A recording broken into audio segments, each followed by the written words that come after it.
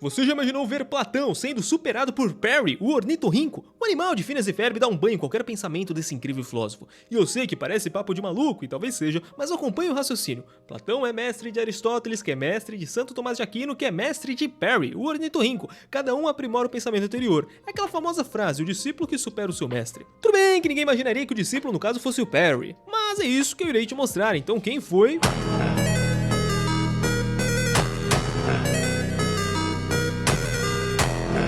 Phineas e Ferb é uma série animada lançada em 2008 na Disney Channel. Nela nós acompanhamos dois enredos que são principais. Em um deles nós acompanhamos dois meio-irmãos, o Phineas e o Ferb, óbvio, que dão nome à série, e que eles estão de férias. E cada dia das férias deles, eles querem inventar algo maluco, como por exemplo, ir ao espaço, lutar com uma múmia ou escalar a Torre Eiffel inteira, descobrir uma coisa maluca demais, ou lavar um macaco na banheira, surfar um maremoto, criar mini robôs ou colocar um monstro no divã. Tá aqui o cérebro. Enquanto todas essas maluquices estão sendo feitas, a irmã desses irmãos, a irmã mais velha, ela quer dedurá-los pra mãe deles. Mas ela nunca consegue porque, misteriosamente, no fim do dia, todas as invenções malucas desaparecem, elas somem. E é meio cômico porque toda a vizinhança sabe que eles fazem essas invenções e até o pai deles sabe. E eu tenho uma leve impressão de que a mãe deles também sabe, ela só não liga. Mas isso é papo pra outro dia, porque o foco aqui é o outro enredo dessa série. Porque enquanto todas essas maluquices acontecem, nós temos o bicho de estimação dessa família que é Perry, o ornitorrinco, que na verdade é um agente secreto, o agente P, e que trabalha para a organização sem um acrônimo legal. Todos os dias a empresa do Dr. Hans Doofenshmirtz faz algo de maligno, faz algo de diabólico. E eu tô usando as aspas nesse momento porque na verdade é mais engraçado do que maligno. Como por exemplo o dia que ele aprendeu fluentemente a língua das baleias somente para insultar elas porque uma namoradinha dele trocou ele pelas baleias. Ou então a empresa do malvado Doofenshmirtz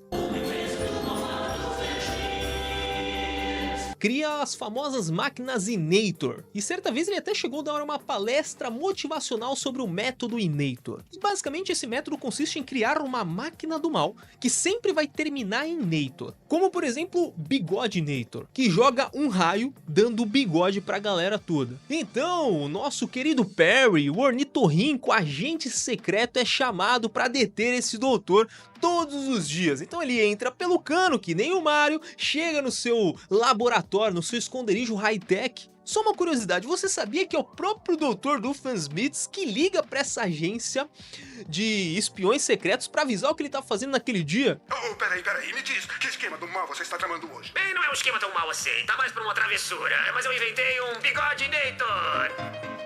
De todo modo, o agente P ele tem uma vida dupla. De um lado, ele é um ornitorrinco, fofinho e preguiçoso da família, e do outro, um agente secreto que luta contra o mal. Mas para conhecer a filosofia dele, nós precisamos conhecer um filósofo medieval, que é tido por muitos como o maior dos filósofos, e eu mesmo dou esse título para ele. Para mim, de fato, é o maior filósofo de todos os tempos.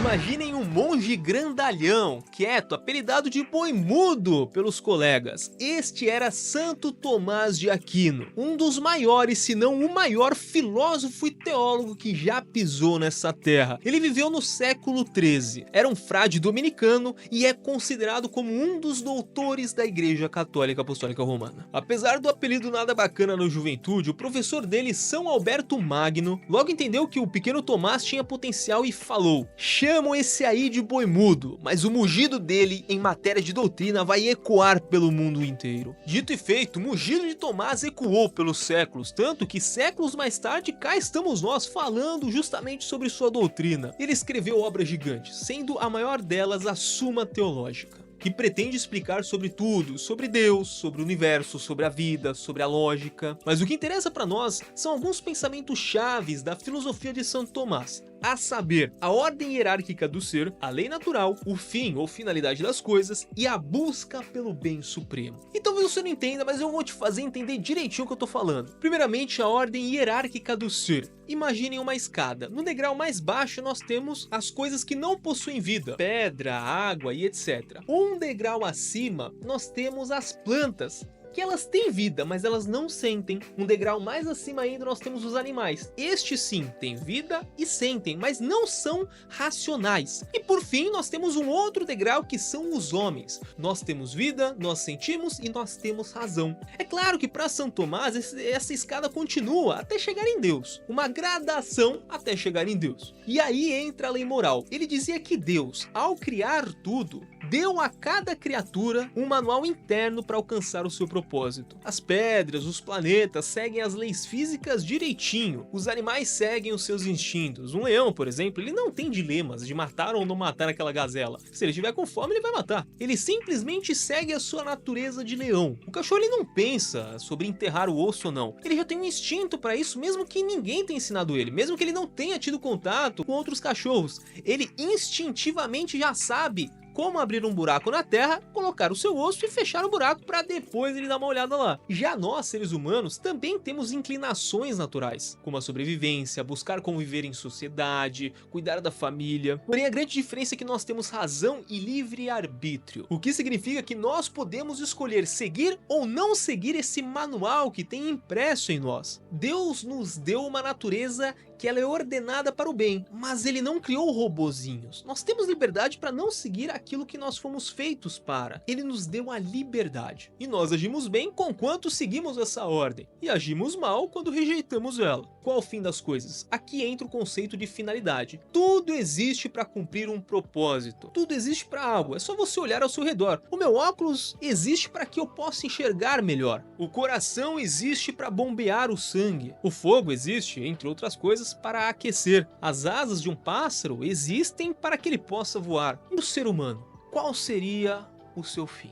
O fim do ser humano seria seguir essa lei moral que está impressa em nossos corações e nossa razão, a fim de chegar no bem supremo. E para seguir essa lei precisamos fazer o bem, precisamos viver em santidade, precisamos buscar a verdade, precisamos amar os outros. Diferente dos animais, nós não seguimos instintos. Nós podemos decidir o que fazer. Mas aqui que vem a parte principal. E o que bolhufas o Perry, o ornitorrinco, tem a ver com tudo isso? Perry, apesar de ser um animal, de certa forma e de algum modo, ele age como um ser racional e virtuoso. Lembra da ordem hierárquica do ser? Os animais seguem instintos. Já os homens podem escolher o bem, até mesmo se sacrificando pelo bem que eles escolheram. Vai me dizer que você nunca viu uma notícia de algum bombeiro que entrou em uma casa em chamas para salvar alguma criança e acabou morrendo no processo? Ele se sacrifica pelo bem, ele escolheu isso. E o que o Perry faz em todos os episódios? Ele poderia muito bem seguir os instintos de um ornitorrinco comum,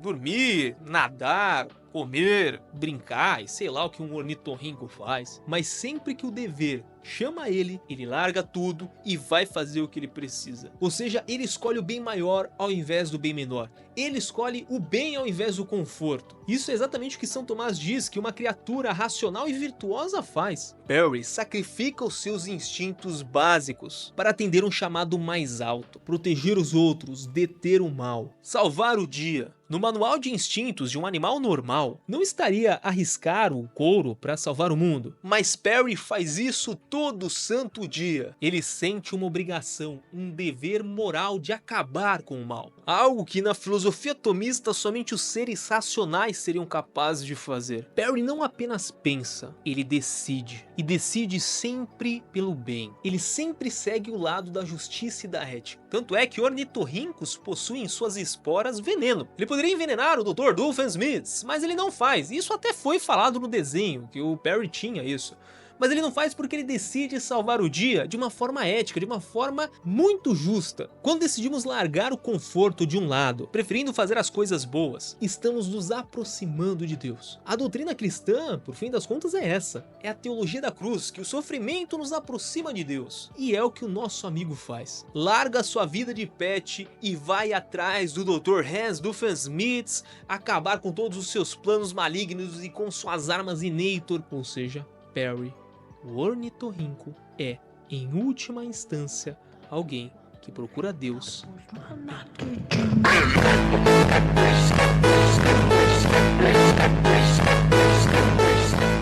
Não esperem o Papa declarar Perry como o próximo doutor da igreja, mas nós conseguimos tirar uma lição de moral dessa história, a de que nós precisamos seguir nosso propósito, mesmo que não seja tão heróico quanto o de um ornitorrinco com chapéu. Não somos chamados por meio de canos até um esconderijo para derrotar um vilão que planeja destruir o mundo todos os dias, mas isso não faz com que as nossas missões diárias sejam menos importantes, ou então menos heróicas. Faça os seus deveres, ame quem está contigo. Há mais heroísmo em conseguir fazer sacrifícios pequenos do que em fazer grandes sacrifícios.